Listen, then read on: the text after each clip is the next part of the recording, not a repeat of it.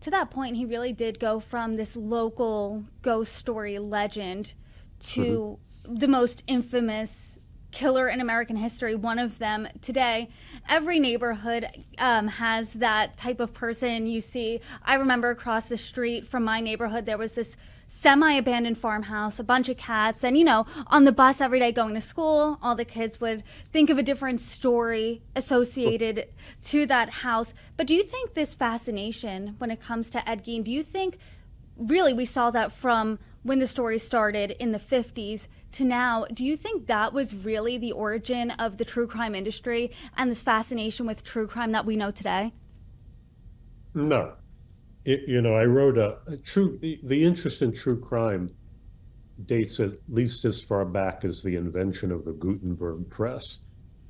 I was actually asked to be this year a consultant for the Guinness Book of World Records.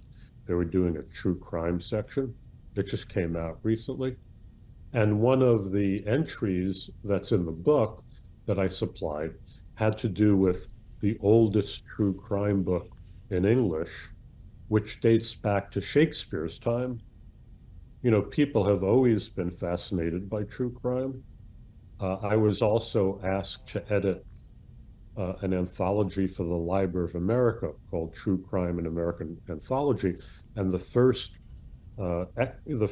piece that appears in it dates back to the Mayflower Pilgrims. So there's nothing new about the public interest in true crime. Again, it has existed for as long as, well, in print, it's existed for as long as there has been such a thing as print. And it existed before that in terms of oral, what they call murder ballads. Every time a sensational murder happened, somebody would turn it into a poem or a song, and it would be transmitted that way.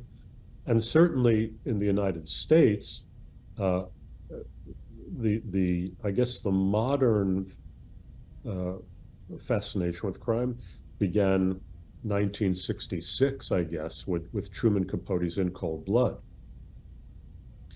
So again, the thing with Ed Gein is this relates to what I was saying before.